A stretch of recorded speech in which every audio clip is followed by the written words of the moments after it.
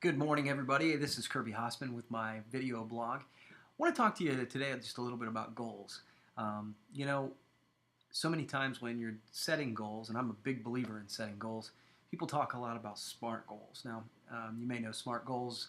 It's an acronym for specific, measurable, attainable, realistic, and timely. And as a rule, I think those sort of goals are very appropriate, especially when you're talking about weight loss or you're talking about different things.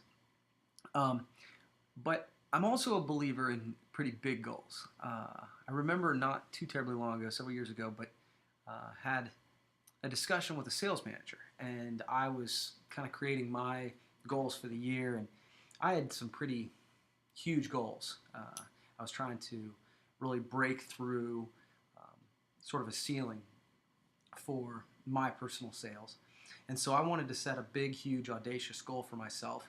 And it was well past what I'd ever done before. But thinking that, well, hey, if I didn't quite reach there, I'd still had done a heck of a sales year. And I explained that to my sales manager.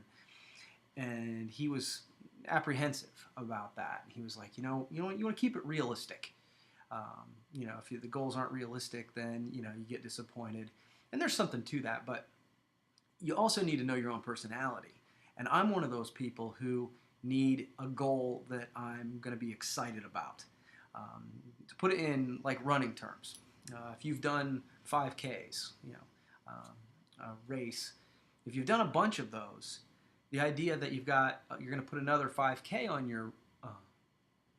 your calendar, though you might be looking forward to it, it might be fun, it's probably not going to get you to change your training behavior. You might need to take that goal up a level. And if you've done one 5K, maybe it's not reasonable to do a half marathon. But if you put one of those on your calendar, it's going to change the way that you go about your training because you're excited about it and you're going to take that training seriously. And it's going to motivate you, inspire you to change your behavior. And sometimes, if you really want to break through the ceilings that sometimes we set for ourselves mentally, the way to do that is to set a big, audacious goal. And part of that reason is because we're really excited about it. And because we're excited about it, it changes the way we look at the way we go about whatever it is we're trying to attack, whether it's our business, whether it's sales, whether it's fitness, whatever. And because we're so excited about it, and because we totally change the way we're looking at it, it allows us to sometimes modify our behavior that we wouldn't have done if we weren't really excited about it and totally changed the way that we were looking at that model. So my thought for you today is to make some big, audacious goals, and hopefully as you're starting this year, that will help you kind of break through those glass ceilings because you're going to be excited about it.